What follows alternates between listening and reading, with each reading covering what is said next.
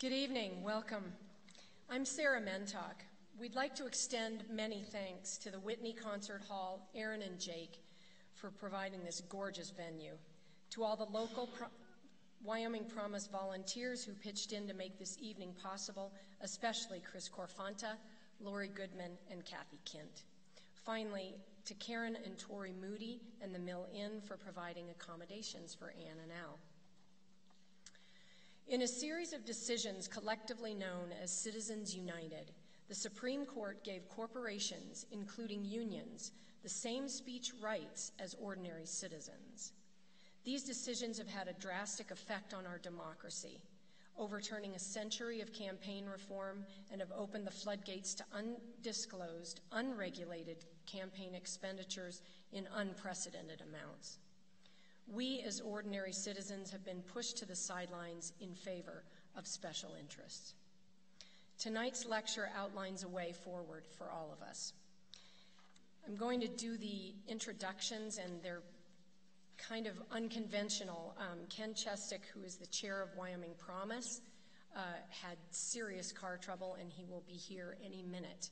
So we have a stand-in who's been pressed into service, the treasurer of Wyoming Promise, Shelby Shadwell. I'm going to read his bio, then Ken's, then Al's, if that's okay. Shelby Shadwell is a visual artist, associate professor at the University of Wyoming, avid hunter and public lands enthusiast. He lives with his wife and 2 sons in Laramie. He is deeply committed to service to the state of Wyoming through the efforts of Wyoming Promise and is treasurer for the Wyoming Promise PAC. And then Ken, who he's coming, say a prayer. You're coming, Chestick.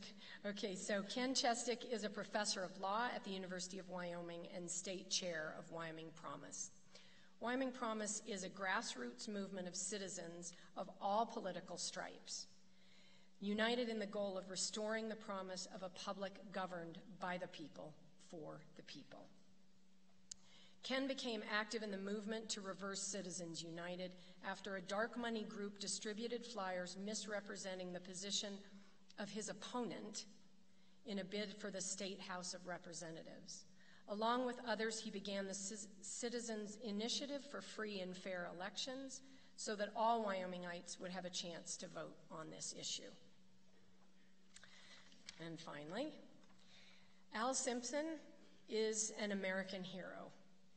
He is a pragmatist that embodies the ideals upon which our nation was founded. In his many decades in the trenches of American politics, Al was arguably the most successful politician in living memory to reach across the aisle and find a way forward. His wit, intellect, and integrity won him the trust of his peers, even those with very different views. Here is a human being who sees the worth of other human beings, and he brings that humanity into everything he does. I should know, he's my uncle, and he and my Aunt Ann were unfortunate enough to have me under their roof at my worst as a teenager who didn't think the rules applied to her. And yet my memory of those days is of a man whose wisdom and love shone through. Please welcome Shelby Shadwell and Alan K. Simpson.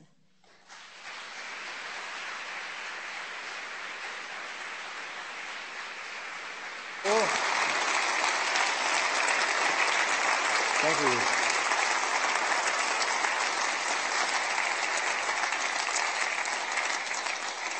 Thank you very much, Sarah. That was beautiful, and of all the introductions I've ever had, that was the most recent.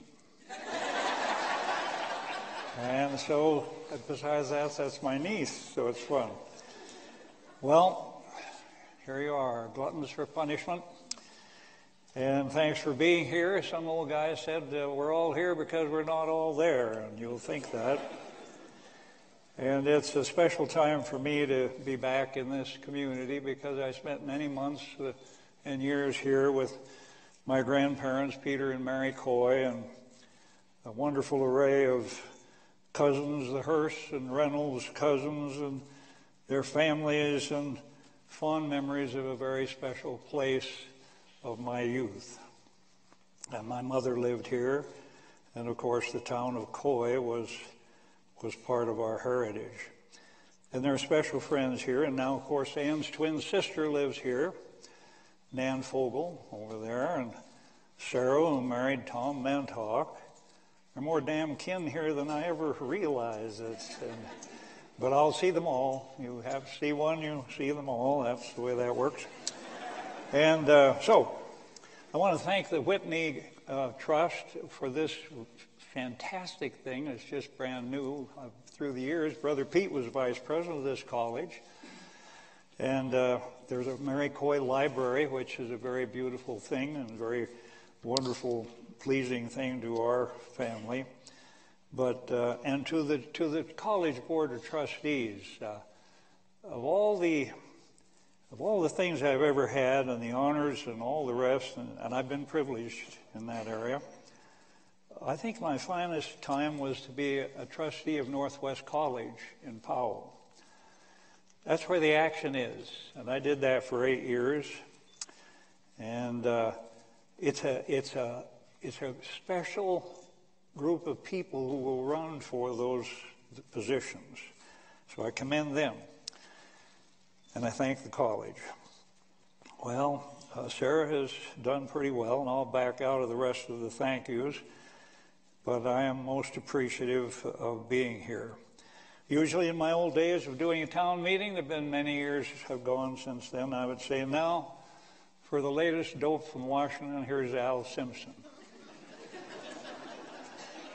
But the worst one was in Lander one night and said, 2 terms for you guys, 1 in Congress, 1 in prison. These are not good times when you have to go through these things. Well, let's take a swift look at the origin of the First Amendment first, because people will want to talk about that. Why was it number 1? Well, there was a reason. Don't forget, while they were putting that noble document together, they wouldn't allow the media within 100 yards of the building. That worked. Not my idea. That was their idea in Philadelphia.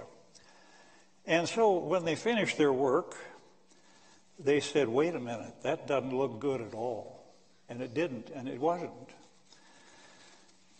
So they said, what about the guy who's sitting in a basement in Philadelphia cranking out seditious literature?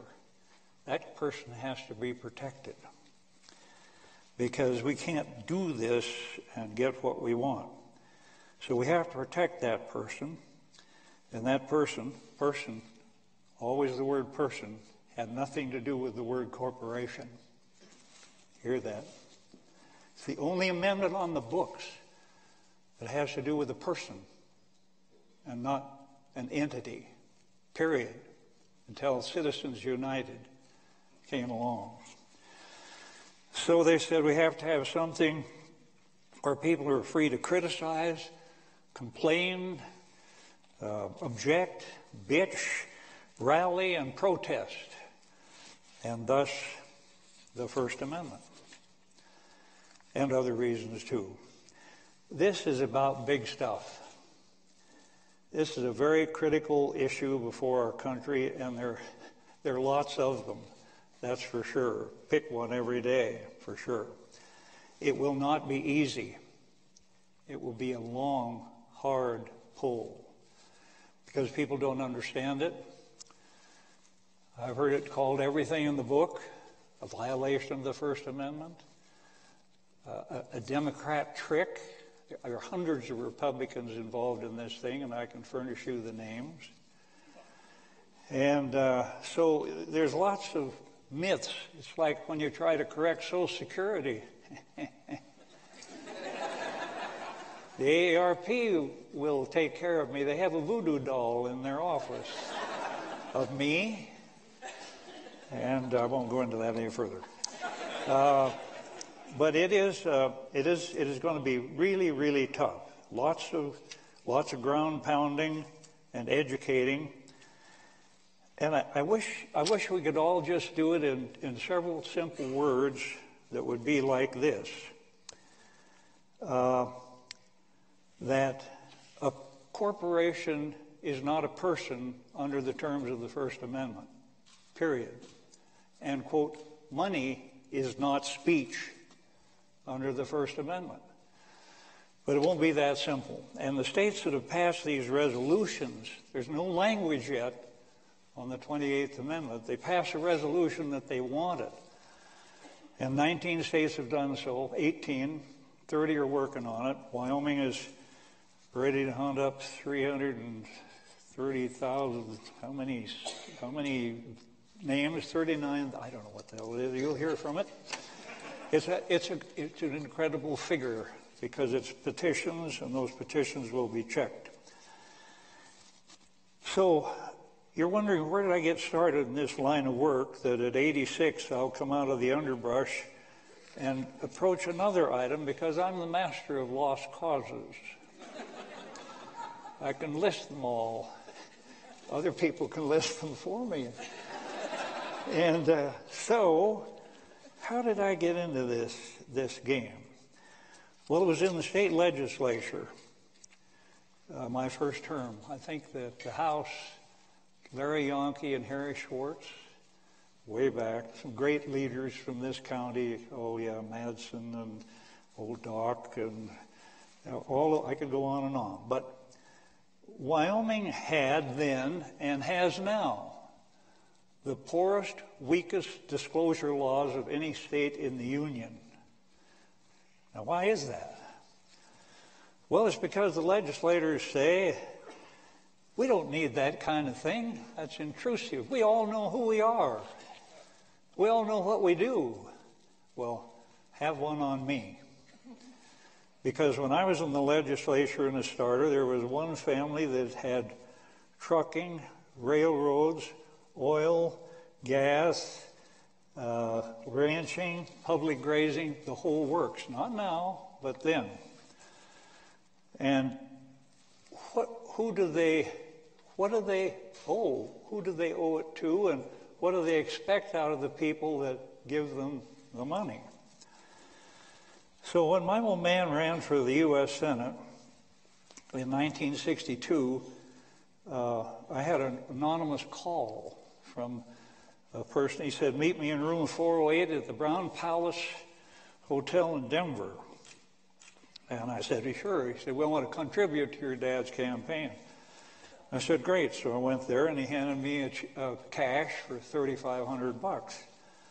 I said, well, I have to report this. Who is this from? Well, it's just friends, just lovely friends.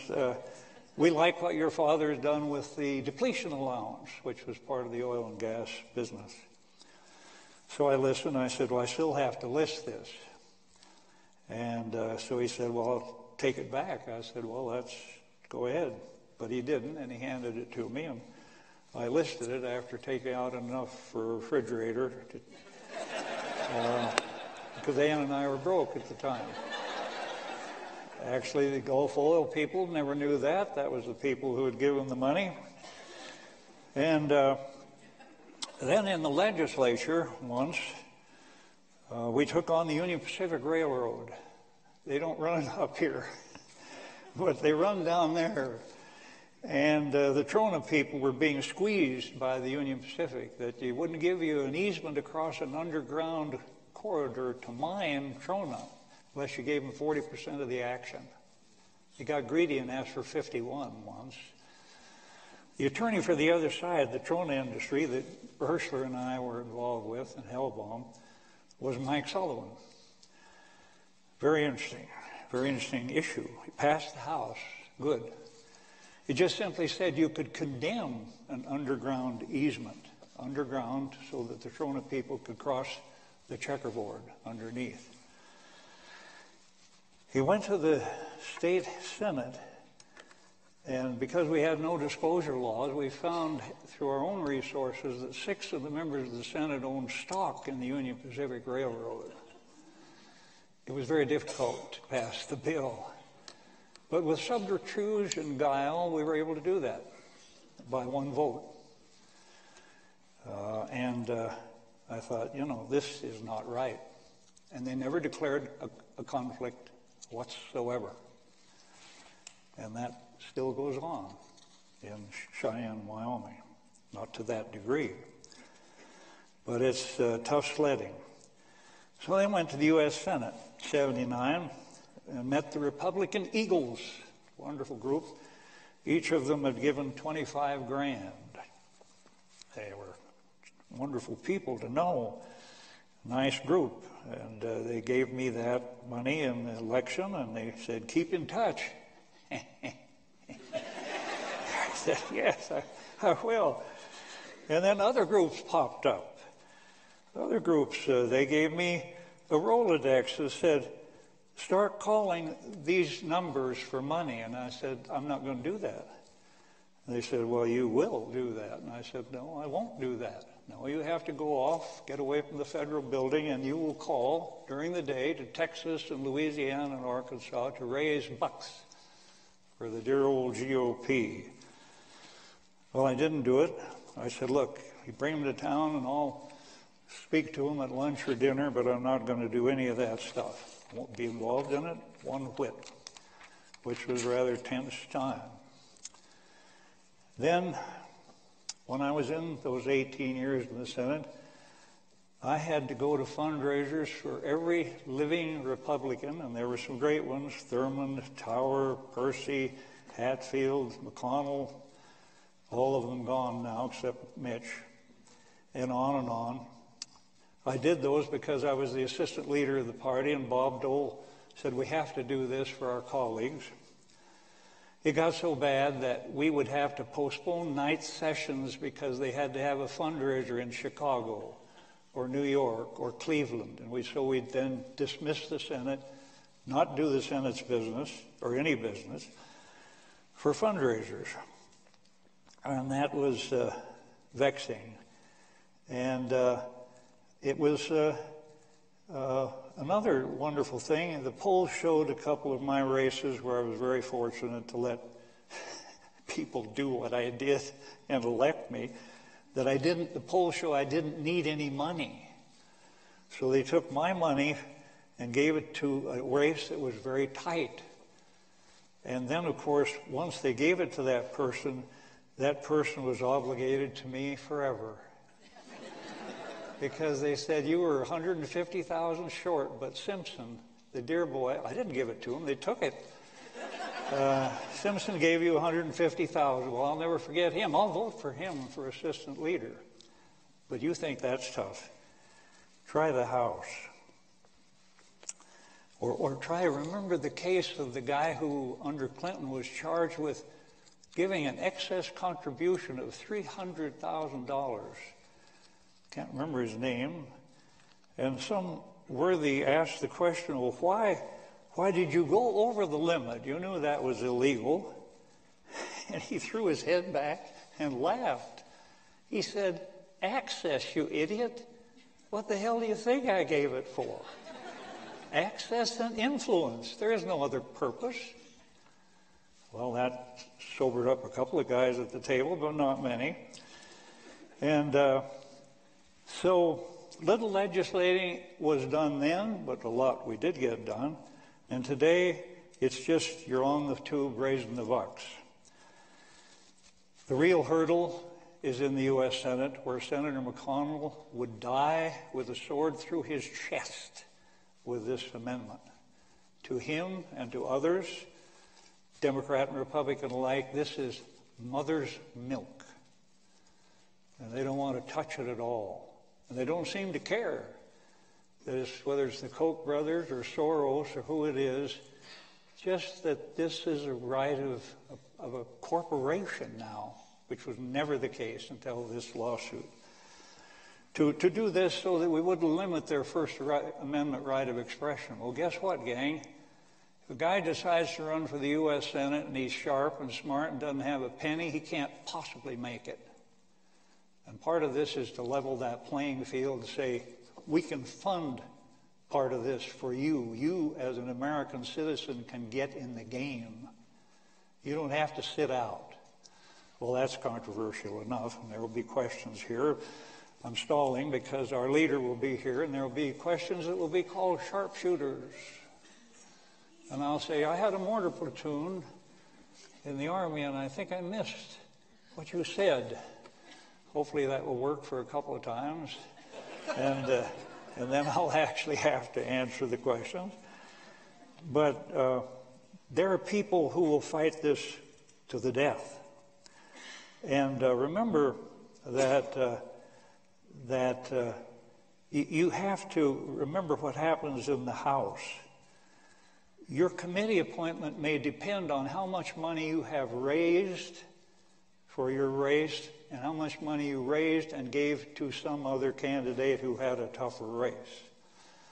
If you're a really good boy or girl, then you will get your committee appointment, and you will have what you lusted for because of the cause, and then it will be based upon how much money you gave to the system and whether the speaker or the chairman felt so obligated that they would take care of you.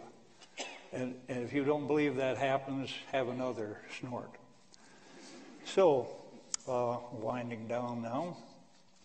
They meet on Wednesday and Thursday in the House, spend the entire rest of the time raising bucks, the rest of it. And then they occasionally cough up a piece of legislation, and some of it nobody's ever heard of. I watched C-SPAN this morning. They gave an award to 3 children in Pennsylvania, and then they gave an award for Miss Mary's Beaten Biscuits in Maryland, and there were some other remarkable things, all destined for the town meeting back home. Look what I did. Here's a copy of it in gold. You know, I did this. I spoke about you, your birthday, on the floor of the House or the Senate. So, this is, there are several lawsuits, and they can be quoted all night as how we got here. Money is speech, and wealth is speech. Buckley versus Vallejo, you could go on through the list, and people have them in their back pocket. That's not the issue. You can quote them all, and you can bring up the statute books if you want. The issue is like what we did with the Iraq study group, where there were 5 Democrats and 5 Republicans, and we had to agree on every word, and we did. And everybody just ran for the exits. And Erskine Bowles and I did a thing called the Simpson Bowles. We pierced every sacred cow in the field, and everybody ran for the exits.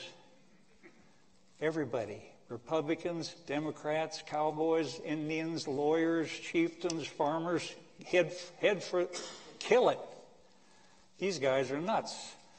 And the worst part of it all, in all this chaos you're watching of the budget and the tax bill, the guys who formed the Tea Party, which was for one reason, to stop spending, turned whore and just signed on and sent the bill to their grandchildren. What's that about? When do people figure this stuff out? It's not rocket science.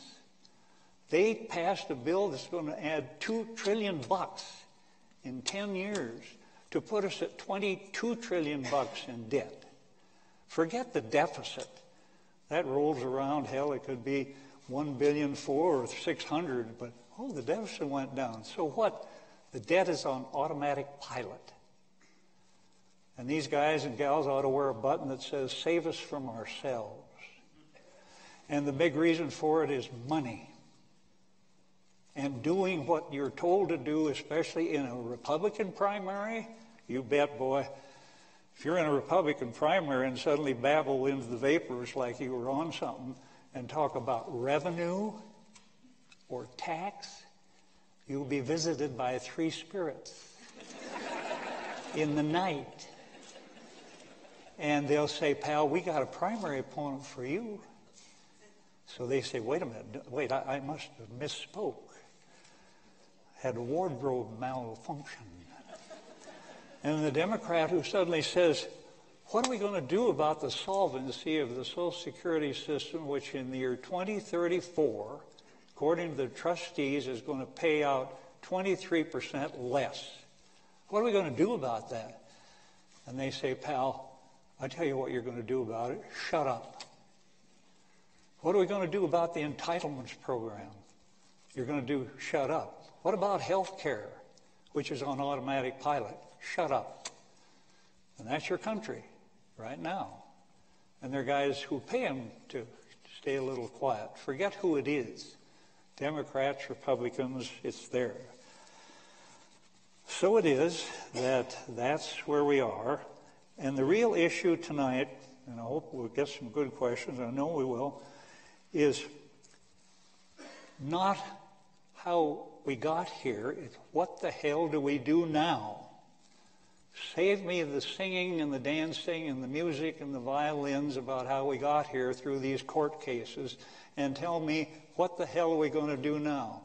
When do we get our first $100 billion president from George Soros or the Koch brothers? Anonymous money. You don't report it, or you funnel it. You run it through some other system. That's all there right now. And you think the guys in office are going to handle this? That's why you have to go to a constitutional amendment, which is such a serious business and so hard to do. But that's where we are. This Congress will never, no Congress, will ever deal with these issues. And so, it is a cause. I'm not obsessed with it. As Ann says, Al, how did you get into this one now? By the way, as I say, her twin sister lives here, and she married a twin. They said, how do you tell them apart? I said, I never considered that my responsibility. And she's a beautiful, lovely person. But we have to do something. I hope you're here to sign up and ask any questions you wish. Our leader will be here. He was delayed in Casper. He's here.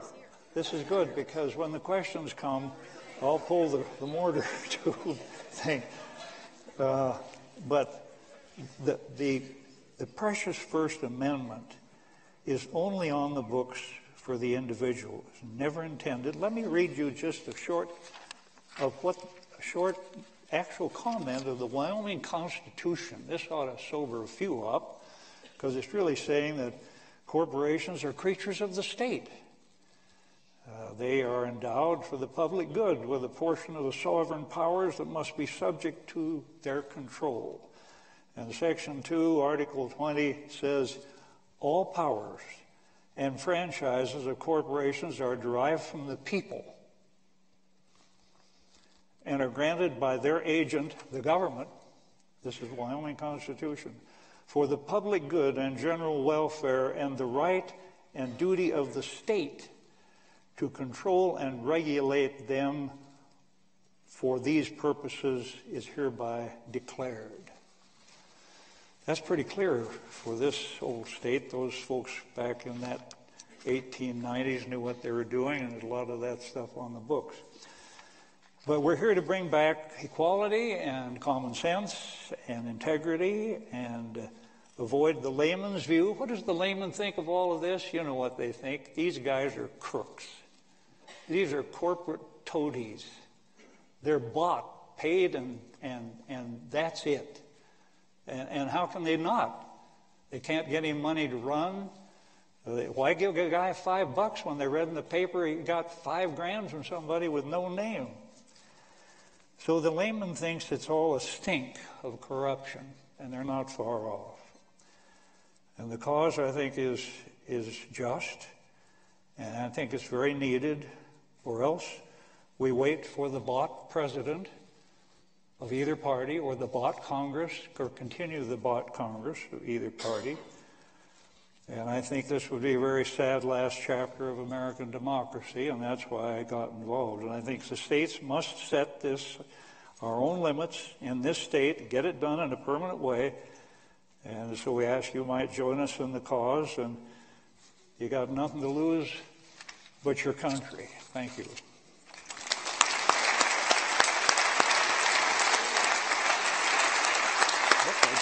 stick. Oh. You should go here. Thank God you're here. Thank you. I'm sorry I was Hold late. that a sec. Well, just hold that a second. I'll sit here without my stick. Oh. Football at the University of Wyoming in 1952. Tough act to follow. Thank you, Senator Simpson, Al, I apologize to everybody here for my tardiness. A little bit of road debris took out one tire of my truck, and which meant it had to be towed to back to Casper to get 4 new tires put on, because you apparently can't replace just one tire when the tires are halfway through their cycle. You got to replace all 4 tires. So I apologize I was going to be here 3 hours early and ended up half an hour late. So my apologies. But thank you. I think Al has set the stage to tell us why we need to get money out of politics and all the things that money in politics has done to our democracy. And I'm here to talk about how do we change it? How do we recover our democracy and reclaim it for human beings? Al quoted the Wyoming Constitution, which I think is critical. We got it right in 1879 when we adopted our Constitution. There's 2 things in that Constitution that we got right that are at risk because of the Citizens United case. The first one is Article 1, Section 2, the second thing in the Constitution, is the Declaration of Rights, the right of members of the human race to life, liberty, and happiness. The Constitution guarantees the right to life, liberty, and the pursuit of happiness to all members of the human race. Corporations are not members of the human race. Therefore, they don't have the same rights as human beings. You and I have rights that are superior to those of corporations. And the section that Al quoted, Article 10, Section 2, says that corporations are created by the state to serve human purposes, and therefore they are subject to the control by the people through the government. The state government can control corporations. And that is at risk when the United States Supreme Court says in the Citizens United case that corporations have the right of political speech. That is a startling claim. Corporations have political rights, have liberty rights, according to the U.S. Supreme Court in Citizens United, very explicit. And that's dangerous because corporations have very different interests than human beings do.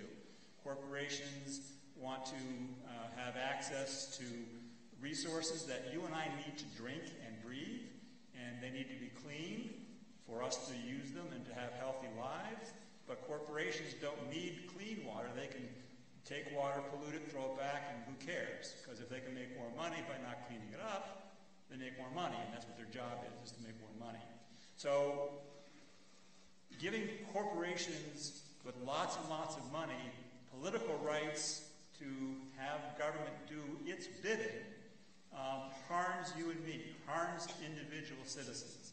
And we need to push back against that. I think there's 2 metaphors that are inherent to this problem that we have. The Supreme Court can't reason its way out of a bad metaphor.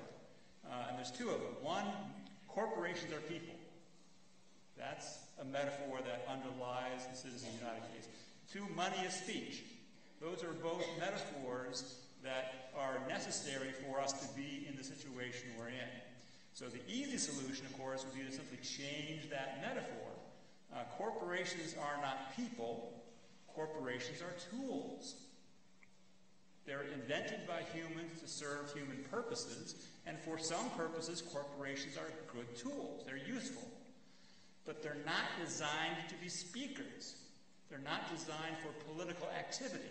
They're a bad tool for that.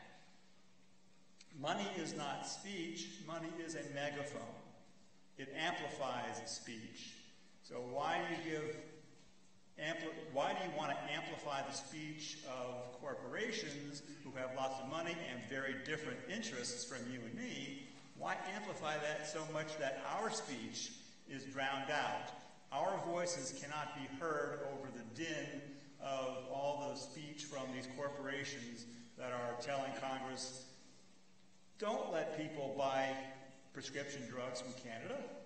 We want to sell them at 10 times the price here in America and make it illegal to import the very same drug that we manufactured and sell in Canada at 1/10 the price. We don't want Americans to buy those because we want to make more money.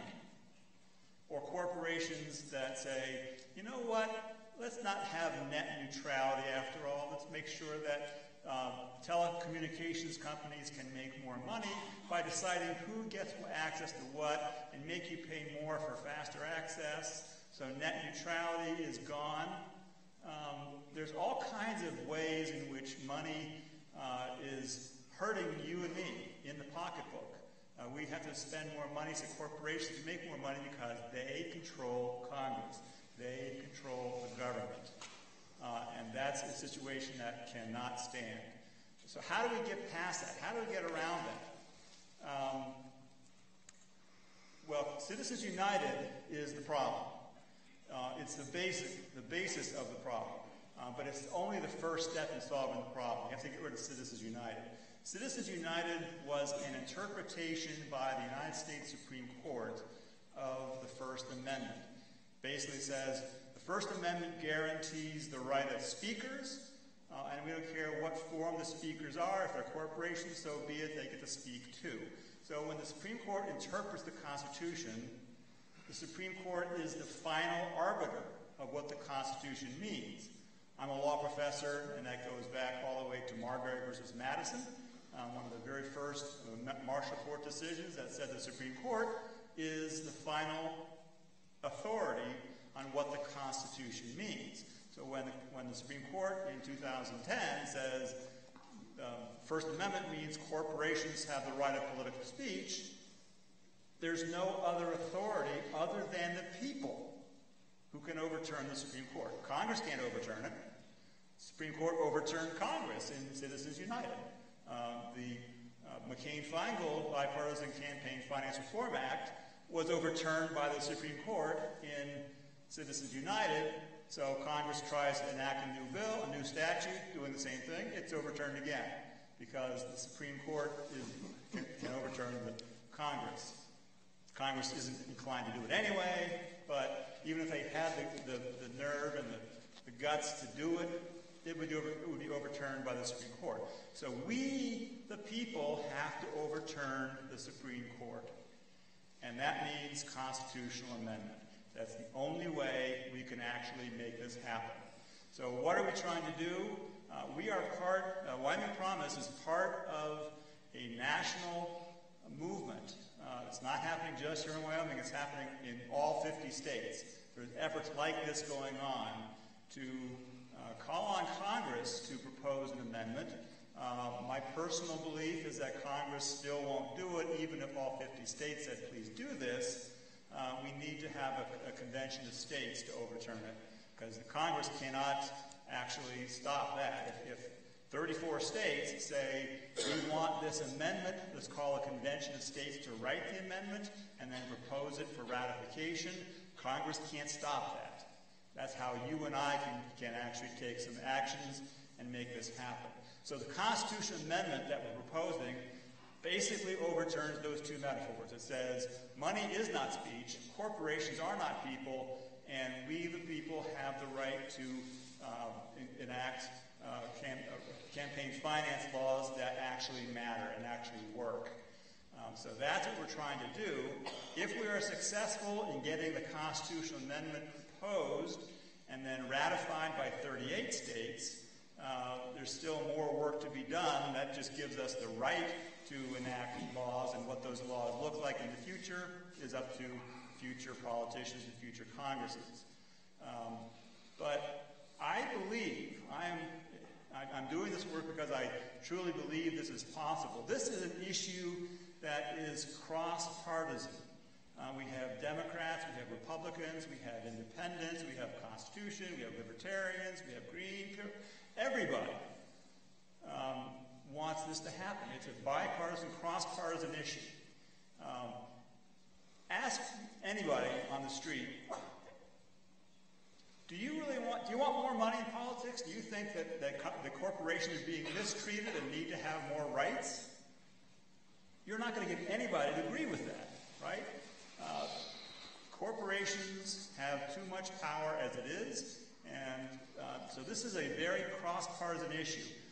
When we're out, all the polling that we have suggests that up to 80 to 90%, depending on which poll you look at, 80 to 90% of people, of voters, ordinary citizens, agree with the idea that there's too much money in politics, that we need to change something to minimize the effect of money in politics. And you don't get to 80, 90% without having people in all parties agreeing with that. So we're doing this work. Our own results when we're out, when we get petitions, when we have petitions being signed, we don't know, we don't care, we don't ask what your party is, it doesn't matter to us. But we do enter them into a database to verify that you are a registered voter. And when we do that, we see that we have a significantly more Republicans signing our petitions than Democrats. This is a cross-partisan issue, and we really do need to get this done. Shelby, do you want to talk a little bit about the process of getting petitions done? And you're up here. Why don't you say a few things about how we're going to get it done? Sure, yeah. Right now we are, we started this initiative about, I don't know how many months ago, but we've got until November of this year to finish out our petition drive. And that requires getting 38,000 signatures geographically dispersed across the state. We're aiming for 50,000 because there's going to be some folks that drop off the rolls or aren't valid registered voters. And this is to get the initiative on the 2020 ballot. And right now we've got, officially, the ones that we've registered into the system, we've got about 11,000. So we've got a long way to go still. We think we have a lot more signatures than that, but we haven't had those actually entered into our tracking list for voters. So we need more circulators. Right now we have about 250 to 300 circulators. If we could get up to 500, we would be in really good shape and better shape. And just so everybody knows, I'm totally new to political activity until I got started with this. I'm an average citizen of the great state of Wyoming. I love Wyoming. I actually got into this because of is anybody a hunter or a fisher out there? Just raise your hand. Anybody? I am an avid hunter. I can't angle worth anything, but my wife takes care of that. But I'm a pretty good shot, and I hunt. And I've been hunting now for many years. And I hunt on public lands. And I know there's a lot of passion in the state for public lands, and I was very passionate about that issue. But when I worked with some groups on that, but it's when you look at it in its totality, money has a lot to do with the issue of public lands. Money and campaign contributions and all of that. And, I was looking at that and I'm like, well, we got to get the money out, to help with this issue of public lands. But when you look at it, it's every issue. Every issue you care about, at its root, has money in politics as something that's preventing progress from being made, as Al mentioned and Ken mentioned. So we've got at least 15 counties really active. We really need 16 counties active, and we need we do have an organizational structure. I've learned a lot in the last year and a half. I'm an artist. I'd rather be in my studio, but I got to do this, and I got to do it for my kids. And so we do have team leaders in each county. We have data wranglers who enter those petition signatures into our system, so we know who's registered or not. And we have a lot of volunteers and a lot of circulators, but we need more. And this is not a difficult ask. When you ask somebody, like Ken was saying, it's not a difficult to ask people, hey, do you think money has a corrupting influence in our political system? Most of the time, it's just like, boom, they'll sign, and it's done. So Again, I've learned a lot about this. You can go to our website.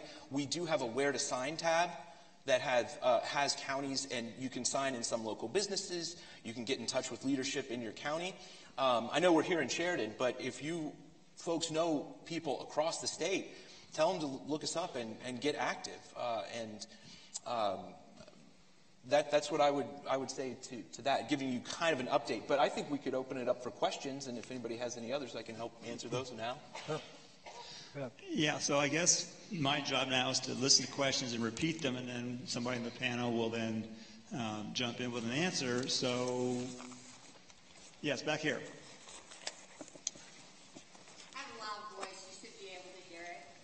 So in 2017, there was discussion in Cheyenne around other types of basically a call for a convention of the states. And so if this is the route that is taken once the petitions are there, how do we deal with this, should I call it the canard of, oh my God, we'll have a runaway convention? To which my response is, the last time we had that, we got a constitution out. But how do you deal with these misrepresentations, forget the money for a minute, the misrepresentations or the rumors around what happens in a constitution, the call for the convention? Okay, thank you. I think everybody here in the room could hear it, but I'm not sure the microphones picked it up for the recording. We actually are live streaming this, so I'm going to try and paraphrase your question. Apparently in 2016 there was 2017, yeah, there's some questions about whether or not a convention call is the right way to go, because potentially there's a lot of people who think that if we had a convention of states to propose an amendment, it's going to run away and and propose all kinds of things. If you don't mind, I'm going to take the first swing at that, and then if Al or Shelby wants to jump in, please do. And I agree with you that is a canard. I don't believe it is a realistic risk for several reasons. Number one, just common sense. If I am a delegate and I'm told I have power to do one thing, where do I get the power to do other things? That's basic first-year law. A principal can delegate to the agent only as much power as the principal wants to. So the state says, we're going to have this limited convention, so delegates, you get to do this one thing only. I don't see any legal basis for them to go beyond that and do more than just that one thing. So there's that. There's also a state law in Wyoming, and I think 8 other states have adopted it, maybe more since I last looked. There's a state law adopted in 2017 by the Wyoming legislature that says in the event of there's a convention call to propose amendments. Number one, here's how we're going to choose our delegates. Number two, here's what our delegates have the power to do. If the call for the convention is limited to one topic, they can only vote on that one topic, and any delegate in Wyoming who violates that rule and votes on other topics commits a felony, can go to jail for doing that. And the consequence of if you did vote for something that's not within the call, number one, you are removed from the delegation. Number two, your vote doesn't count. And number three, you've committed a felony and you can be prosecuted for it. So I don't think any delegate in Wyoming is going to run away, right? And like I said, there's 8 other states that have done that. It's the same basic bill. They all adopted the same bill. So there's guardrails against the runaway convention. And the final point is, even if convention ran away and proposed amendments that were beyond the call, there's still the ratification process. They still have to go out to the states for ratification. And any amendment that's not bipartisan or has wide support is never going to get 38 states to ratify it. Now, this amendment, our issue, I do believe, is cross-partisan, nationwide. I think if this amendment were proposed, 38 states would probably ratify it pretty quickly because it's a mainstream amendment. We all agree on it. So I am really not at all worried about the runaway convention. Let me say that I was in the legislature when we passed this provision to do this kind of thing. We had looked at California. If you look at the California legislature, anytime there is a hot issue, they turn it over to initiative or referendum. They will not vote. They make a lovely living there. They have cars, they have their phone, they have a credit card. They're not about to give that up with some savage vote. So they ship it. There must be 43 things on the ballot in California. Initiatives, referendums, so and so and so. So we put together a tough one. I think there was Democrats and Republicans from Trona County, and we have to get a majority in 16 counties out of 23. And that's going to be tough enough, and then the figure is based upon voting and so on. But I always hate to have the word constitutional convention come up. I think that is a real flash word. And we don't use it except as an alternative. If we do it this way with 3/4 of the Congress and 2/3 of the states, you don't need a constitutional convention. You just farm it out, and like the last one, which was, I think, the ERA or something. But it says in the alternative then, a constitutional convention which will be limited, I think the word is the sole purpose of which will be this issue. But I've seen enough people in Wyoming that I know after 86 years who are waiting in the weeds with beady eyes, waiting for a constitutional convention so they can get their baby out of the deathbed and bring it to life. Get the corpse up there, and we'll figure a way, open that baby up. And I don't think that'd be a disaster. I will say it's a great question, and I think there are reasonable folks that disagree. I think, and you can look on our resources tab on our website. We have numerous documents on there you can look at. The American Bar Association, the Congressional Research Service, numerous Harvard law professors and scholars agree that it's possible to limit it, although there can be disagreements on whether that's possible. But it's believed to be limited. I will just say that there are over 700 calls right now in Congress for a convention of states. Now, if you say, well, they only need 34 to call for a convention, why haven't we had, however many conventions at this point? Because none of those calls have been, they've by default limited them. So you get so many calls for a balanced budget, you get so many calls for this or that or the other. We would have had convention after convention if they didn't already limit it to one issue. Other questions? Yes, down here. Curious, I guess, open question to the panel. Does anybody have a sense for where our congressional delegates stand with this sort of issue? Senator Barrasso and Representative Cheney. Right. Ramsey? Right. Good. Yeah, no, that's a good question. It's a very good question. So the question is, do we have any sense of where our congressional delegation is on this issue? Because obviously Congress could propose the amendment. There's two ways that an amendment can be proposed. One, Congress can do it, and if Congress won't, then the Convention of States can do it. And yes, we have contacted all three of our representatives in Congress and asked them. There's several bills in Congress right now that are being proposing amendments. There's 3 or 4 different versions of it, and we don't have a strong sense of which one is the best one. We want one of them to pass.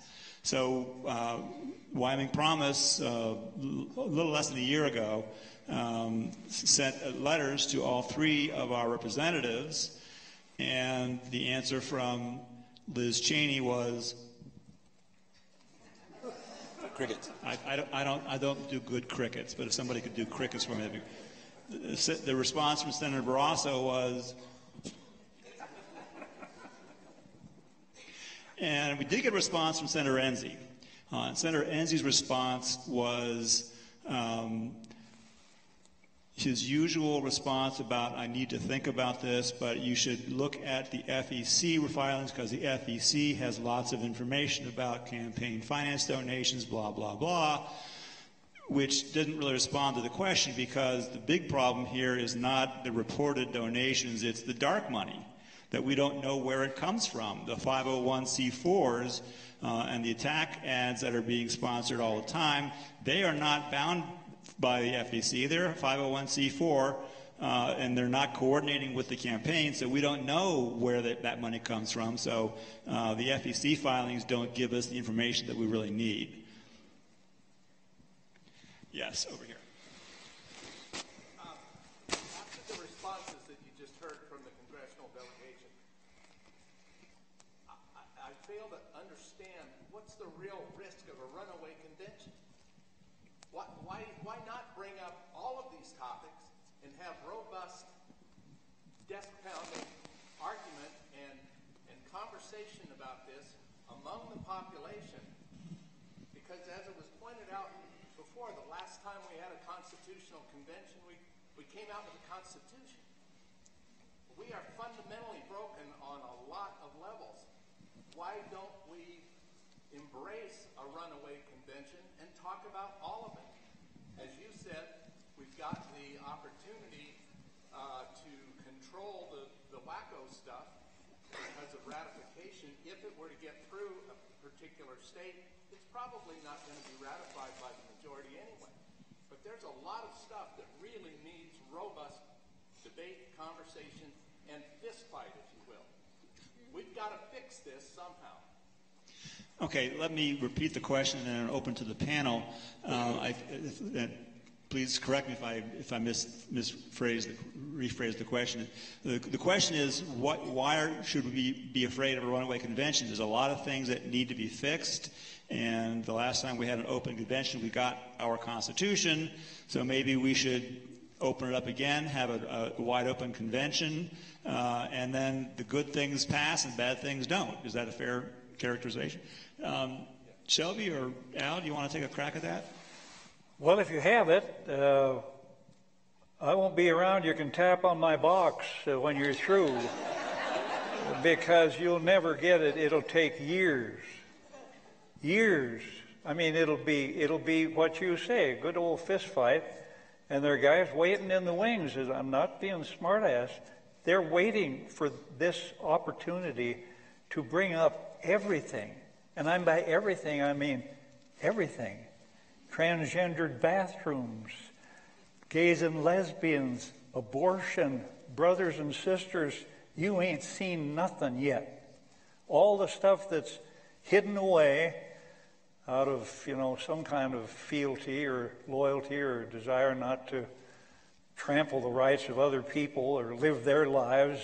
What the hell do I care what those people do? It's none of my business. My nephew was a war hero, and he was gay. My other niece was a teacher. What the hell is that all about? We all know or love somebody who's gay or lesbian. So what is that about? And brothers and sisters, that's what you get. Abortion. Who the hell's for abortion? I've never seen a sign yet that says have an abortion. But by God, it's a deeply intimate and personal decision of a woman and her family and her loved ones. This is not ping pong. I think men shouldn't even vote on the damn.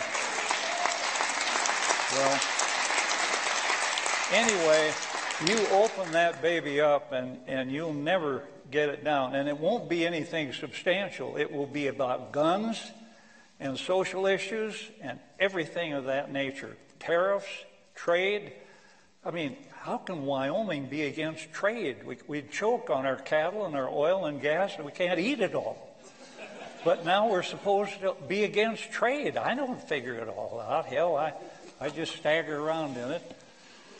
But, boy, that's something that I hope that it would never come to that, and it won't, unless I'm wrong here, that if you get the 3/4 vote and the 2/3 of each state, you don't go to a constitutional convention. You've got the amendment language in front of you, and that's it.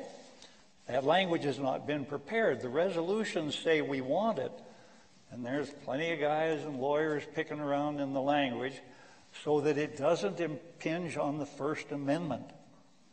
You can't play this game in any way that would impinge on the First Amendment. That's a careful scalpel-like operation. And I'll just say to that, the Constitution is extraordinarily difficult to amend. It's a very difficult process, and I think the framers knew that, and they made it difficult. And what I would say to that particular thing is, especially since there are so many calls for a convention on various issues, if you've got an issue you're passionate about, go through it as you would normally for that one issue. So there's a lot of folks out there for a balanced budget amendment, whatever you think of that. It's getting close on that one issue. And I think it's good that it's difficult to amend the Constitution. So what I say to folks that are like, well, we should get an amendment to,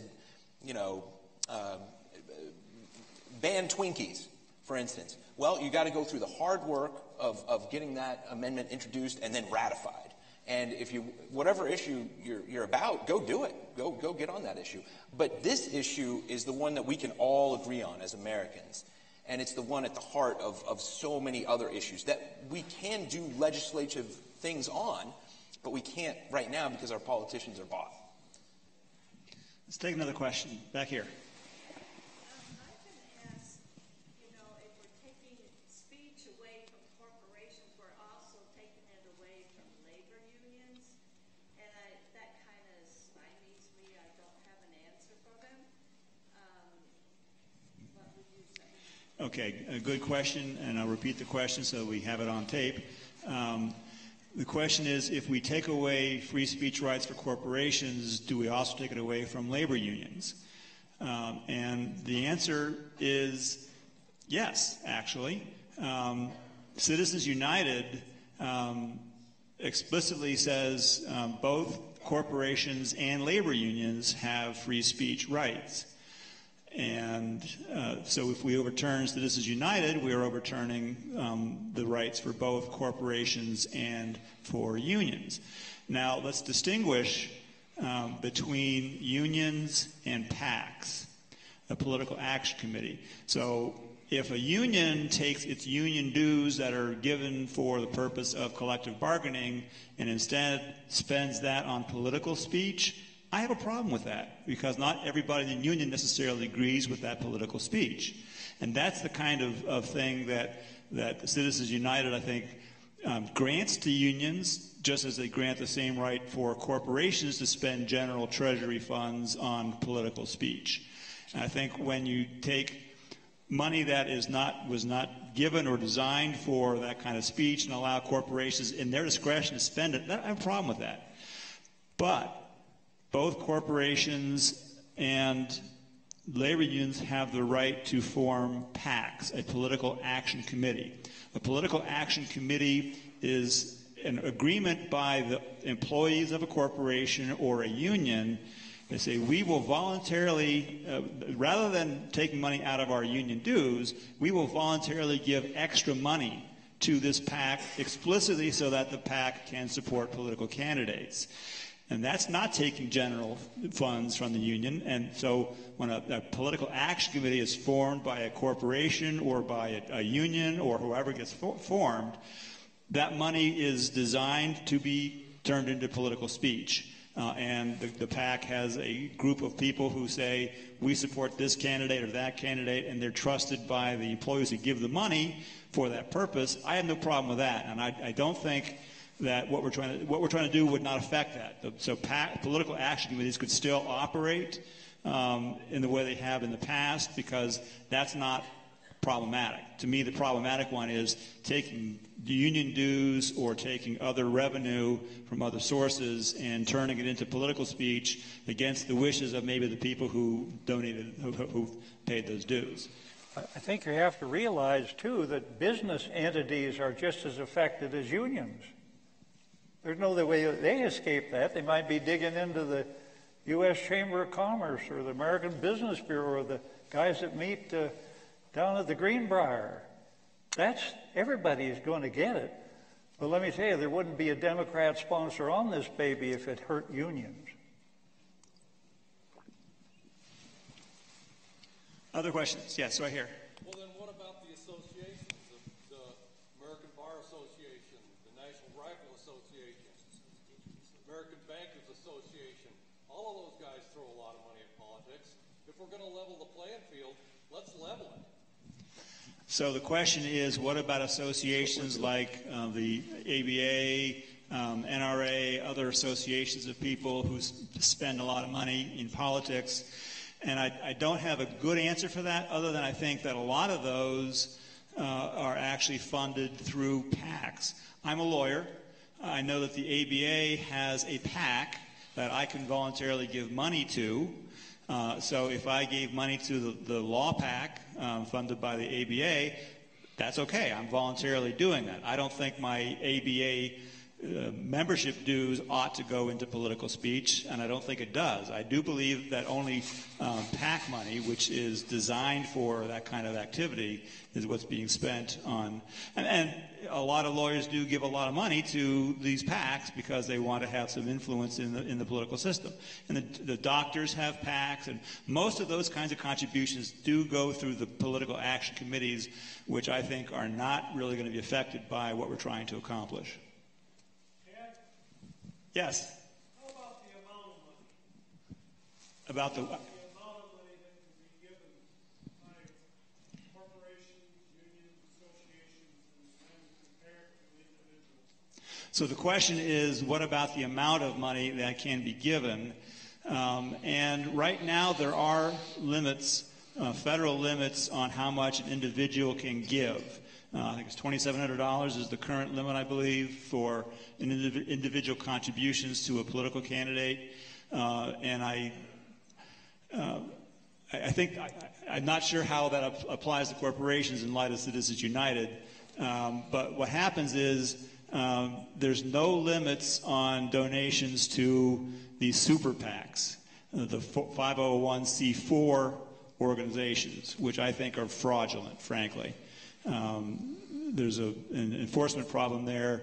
The 501c4s are supposed to be social benefit organizations, and they're allowed to do some kind of some amount of political advocacy, so long as it's not the primary purpose. That's what the law says. In truth, most of these things have no other purpose other than to influence politics and elections. So I do believe that that law is not well enforced, but there's no limit. So that's how corporations, they are allowed to give money to a candidate's PAC that directly supports that candidate, and that's being enabled by the Citizens United case, and that's where the problem is. The amount is unlimited when you talk about these super PACs, and that's how the problem has gotten so horrible. By the way, the super PACs, we don't know who the donors are, but the candidates do.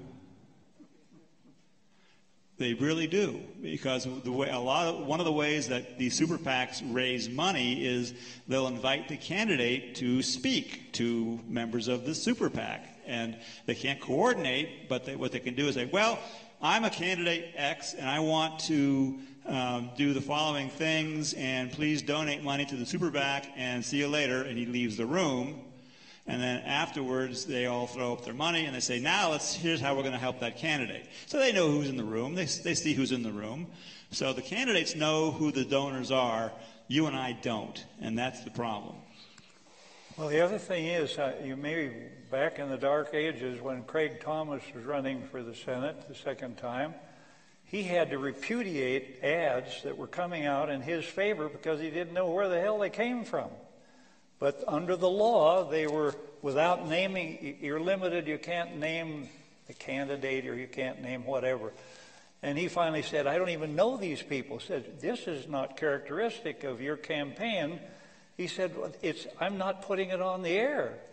So they contacted him somewhere and they said, well, we can do that under the law. And you could. That's madness. And that happens.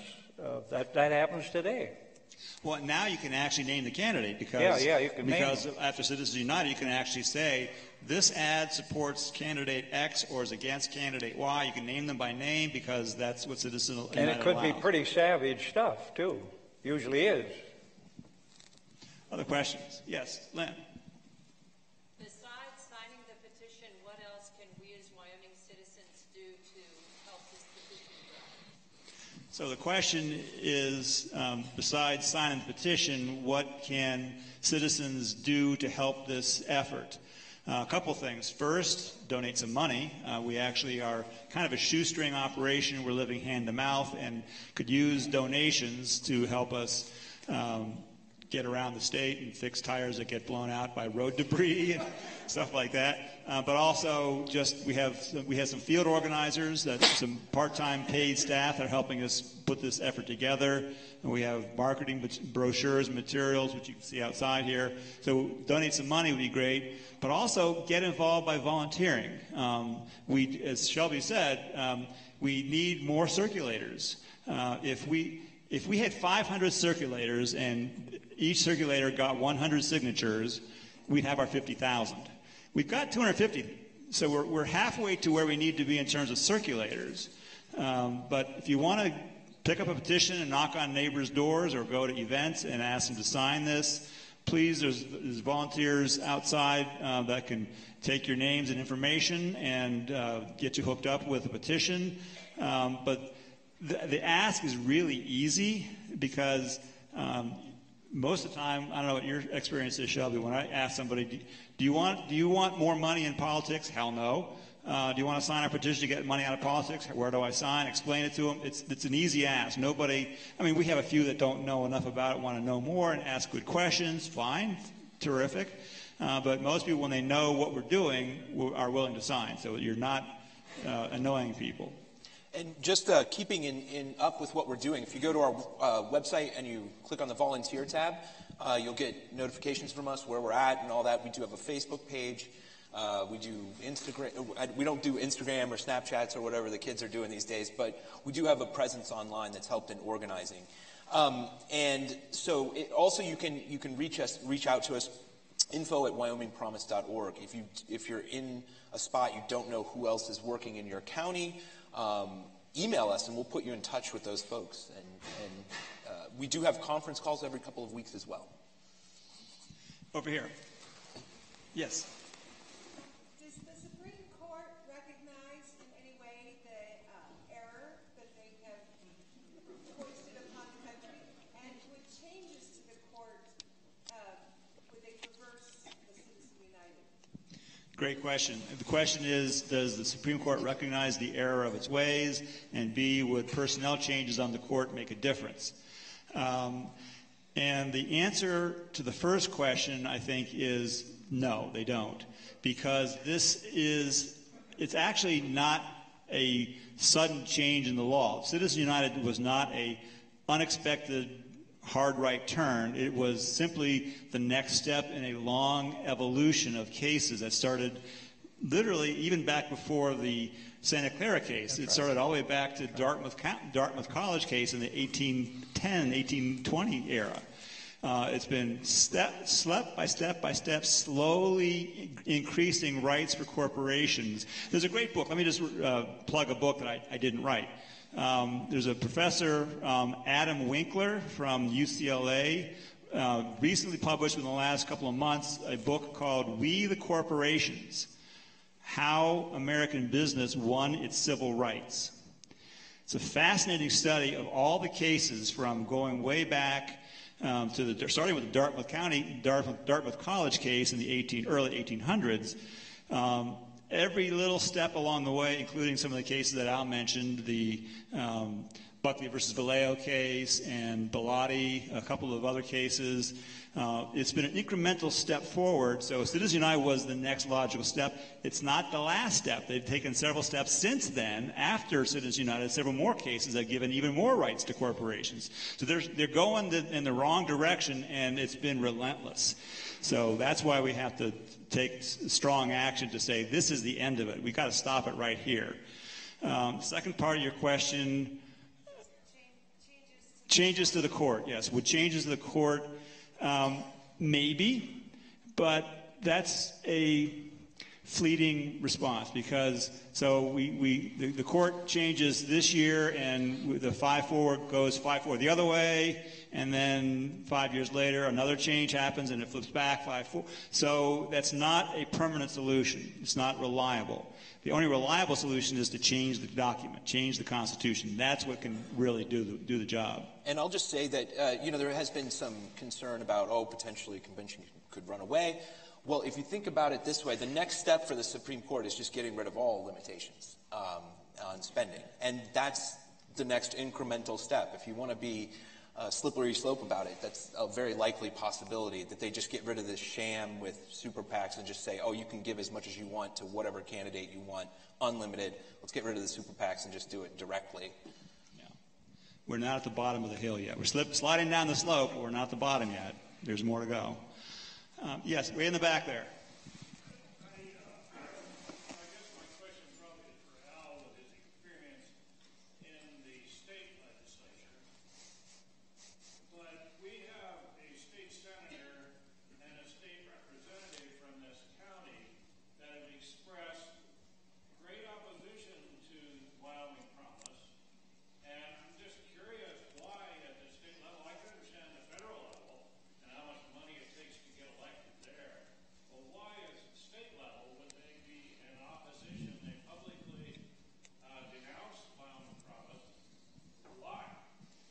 So, Al, if you didn't hear the question, it's a question for you. It's in the state legislature. There are several legislators from Sheridan County who have taken public positions specifically against Wyoming Promise, and you want to know why. Money in politics is a big issue in the federal government, but is it such a big issue in the state government that they need to take a stand? What's your take on that? Well, when I was in the legislature, I was not popular because I was trying desperately to get disclosure legislation. And as I say, I know the people. A lot of them are still around and their families, and they're very protective. And they have shrouded themselves in a fantasy of privacy. There is no privacy in the United States. None. Nobody has privacy, and especially a public figure. I mean, I can be attacked, and the only way I can prove it, that I can't get out of it, is actual malice. You can't prove that, so you take your lumps. Call the son of a bitch and an idiot and all that. But the issue is never let them distort who you are. But people who are saying that, who are in the legislature, I don't know who they are, so I'm safe, in my mind, don't want anybody to know what they have. And what sub-corporations they have, or what their kid has in Carbon County that nobody knows about, or the kid in Weston County, or the daughter over in, Washakie County. They don't want anybody to know that. But I'd like to know that when a vote comes up, because I've seen enough in the Wyoming legislature, and we still can't do anything down there. And it's, to me, what do you got to hide? That'll get you started. And what is your business activity? What do you do? When you're messing around with the ton-mile tax, which is like reading an Egyptian newspaper, are you in the trucking industry somewhere? Yeah, you are. When you're messing with agricultural subsidies and things like that, are you involved in that? Whatever that commodity might be? Yeah, you are. And you're not going to dig into that in Wyoming because we all know each other. And we all love each other, and we never, ever hide anything from each other. Because we're just wonderful people. And when I ran for office, I wasn't going to let them find out what I'd done. I put it right out there. I'd been on federal probation for 2 years for shooting mailboxes. Got drunk in Laramie and punched a cop, and I was going with her, and she wouldn't even help me raise bail. Let me tell you, I got every vote in the House. But let me tell you, these people that hide this crap, they're 50 years old now. And they don't want anybody probing what they did at 18 because they were doing what everybody did at 18. You have no brain. Or 16 or 17 or 18. And that's why people don't run for politics. Why would you be successful and be 45 or 50 years old and say, I'm going to run for the U.S. Senate or governor, and know the first thing that happens by the guardians of privacy, I guess the Fourth Estate, is dig. Get the book on this guy. Stack it up. What did he do? Smoking pot. We got a picture of him under a tree with his hair hanging clear to his kneecaps. And we're gonna get with that. going to have a lot of fun with that. Killed a cow, shot it right from the roadside on a game and fish violation. You can't believe it. Sounds silly, and I'm being silly, but let me tell you, there are a lot of people in this state who run this state with real conflict. Could I just add one thing before we wrap this up here? I was just going to say we've had a request for 2 more questions. Is that all right? Okay. And then we'll wrap this up. And afterwards, we have lots of tables with petitions, and we have refreshments, too. So. Sarah, are you trying to do that to your own uncle? Yeah. So I want to thank you and that question, wonderful Corfanda gal. You 2 gals have done all your work. Okay, go ahead. What the hell? Trying to before we avoid take the next question, I just want to make one very brief comment to the question in the back there. Money in politics in Wyoming is a thing. It's a growing thing.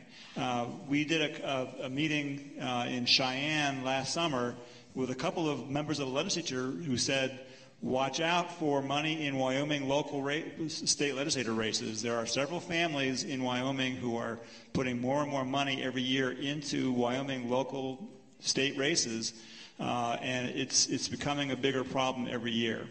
So, yeah, there's a question down here. Sir, with all full disclosure, Brian Miller, I'm the chairman of the Sheridan County Republican Party, and I'm not talking about them at all right now. There's several things I want to talk. Actually, I have a list about this long of questions, just in general. But for the senator, the last statement you made, why would somebody want to run who knows this stuff's going to happen? 4 years ago, I called you, and I did run, actually, against Senator Enzi for exactly those, knowing that would end up happening. And I spent $20,000 on a campaign, most of it my own money, and ended up with about 11%, almost 12% of the vote during the primary. So it can be done. You don't need to have big money. My questions for you, the biggest question is, I'm also a big proponent of a constitutional convention. I think there are things that could be handled. This is one that probably should go that way because you've already admitted that this Congress will never go along with it. They're already bought and paid for. It's not going to happen. So a constitutional convention is the way you should probably go if you're going to go with this. Beyond that, what the senator said earlier about the Wyoming Constitution, or you said earlier about the Wyoming Constitution, is exactly right. What's in the Wyoming Constitution tells us already that corporations are not. Why don't we go down that road? And why doesn't the state of Wyoming sue and go that route and say, hey, there are several things that support us. In particular, the 10th Amendment should allow us to do this. Article 4, Section 4 of the Constitution guarantees us all a Republican form of government, and the big money thing totally destroys the possibility of a Republican form of government. And then you have the fact that well, that's good enough. That's what I'll stop. Yeah. You have so many other ways to address this that we could do it so much faster, so much more effective. I'd like to see those actually happen. I like the fact that you're going the route that you should go Constitution, a constitutional convention. Going this route is fruitless. If you're going to limit money, we already do that in the states. We can continue to do that. Let's just do it and make them come after us. Okay, that's a very long question. I'm going to try and paraphrase it. What I heard was, why bother with a constitutional amendment when we have other tools like the Wyoming Constitution and other ways of doing this without having to amend the Constitution? And you're talking about constitutional convention. By that, do you mean a wide open constitutional convention or one that's for one issue? No, not a wide open. Right, for a single issue. There's actually one out there for 3 issues right now. Right. And that one's actually getting fairly close. Joining that one wouldn't have been a bad idea. Okay, well, so... right, yeah. So my response, first of all, I don't like the term constitutional convention because that suggests a wide open anything goes convention, which is not what we're asking for. We're asking for a limited convention of states for the purpose of proposing an amendment. But yeah, you're right. Why don't we just rely on the Wyoming Constitution, which has some great language for it? And there's other parts of the Constitution that you referred to, the 10th Amendment and a few other parts of the Constitution. There's a part of the Constitution you didn't refer to, and that's the Supremacy Clause. And the Supremacy Clause basically says federal law trumps state law. So when the federal Constitution says the First Amendment gives corporations rights, that is the supreme law of the land, and it trumps state law.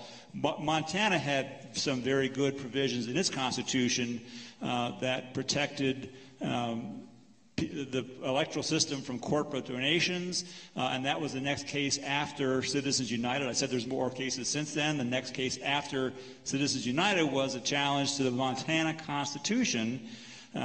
So when they relied on their Constitution, the Supreme Court said, nope, Montana Constitution falls. We're supreme, and therefore Montana constitutional provisions that protected the integrity of Montana elections was overturned as contrary to the U.S. First Amendment.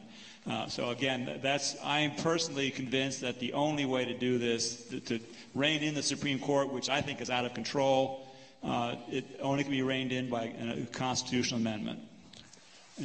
Let me throw a little dirt on my own hole here. You said you ran and you spent $20,000, and I can't see who's out there, so I don't know. I get a lot of calls from people saying I'm going to run. It was Brian Miller. Oh, Brian okay. Miller. And you got 11% of the vote, right? You said? For an 88 campaign, yes. Okay. If we'd have had a level playing field and gotten rid of a lot of things where maybe you could have had a contribution or some kitty of your own, because when I ran the first time for re-election, it was a coronation. I got 78% of the vote, and then it kept going down. And the last time I ran, a woman from Casper, it was totally an issue about a social issue, about abortion. She didn't even have $5,000 to file a federal return. I spent $1 million. Something wrong about that. She should have had access to something where she could fight me. This is what this is about. Get the damn money out of the guys who are going to control all the shots and level the field with some kind of I don't want to get into public financing of elections or somebody will punch me out and I leave here. But I'm saying level the playing field. Why should a person get 35% of the vote? And that's what she got the last time I ran. And she didn't even have $5,000. She's a great gal. She lives in Colorado now. But this is what I'm talking about. You get 11% of the vote. I don't know how you'd done against NZ if you'd had some bucks. Spent $150,000, probably, spook him up a little. But this is part of what this is about. You leave it alone, and guys who are good people, and I've had calls from two of them, and they're not goofy people. One a Democrat and one a Republican, and I just say, you can't make it because these other people can self-finance. And I know who they are. You can't make it. You don't want to tell them that. They're filled with patriotism and zeal. Forget it. So that's where I come from. If vestiges of that can rub off on what we're doing here, that's good enough for me.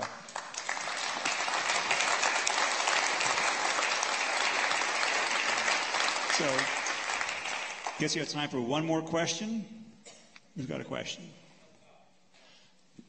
Up top there. Oh, okay, up there. Yes. I don't know if I was the senator who was referred to as being against it. I don't recall making a public statement. But and I could go on, give me a mic for 45 minutes and I can give you some arguments. I guess the biggest problem would be dictatorship by the media would be my problem. But my one question is a question of law. I didn't know that Wyoming could commit itself to an Article 5 Convention of the States by initiative. I thought it could only be done by the legislature. And if that's the case, what's the point of the initiative? They would like that, wouldn't they? That's a great question. I'm not smiling.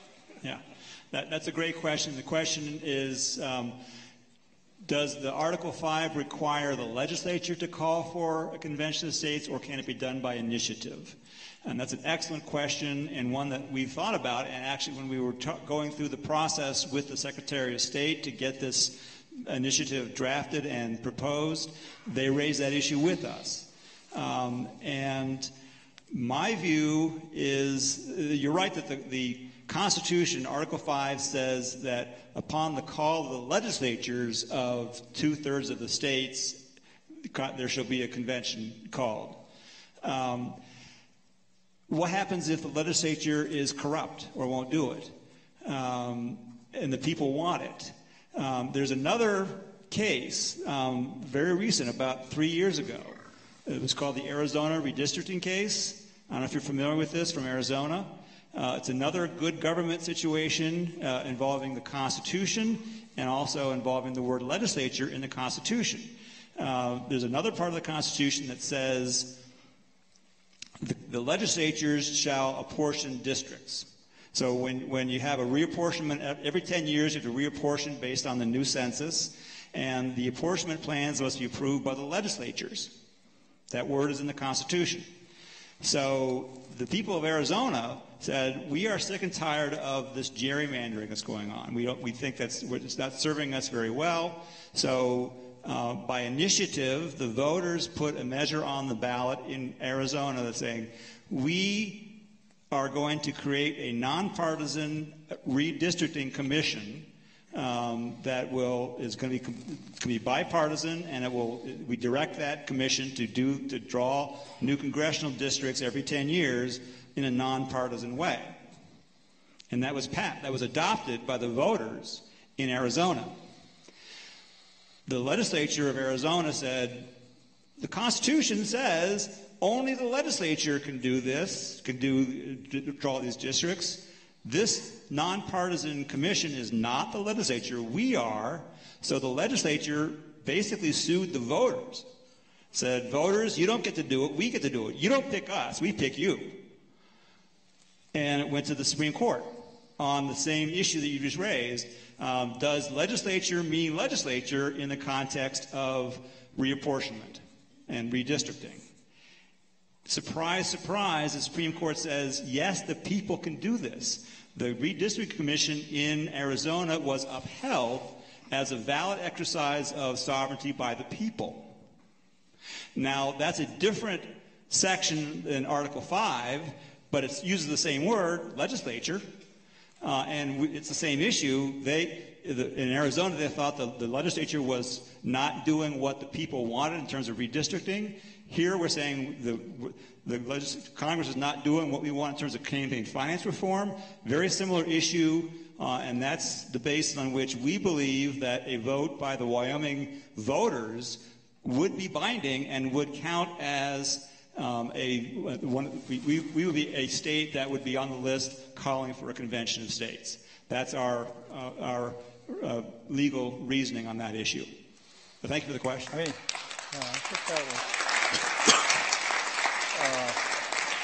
I guess for me, it's to go to the dirt with the attitude, what the hell is wrong with full disclosure? I want to know who you are, who you owe, what you own, who your objects of your bounty. Yeah, I'm talking about intrusive. That's what I'm talking about, because anything you sign and any board you're on today talks about conflict of interest.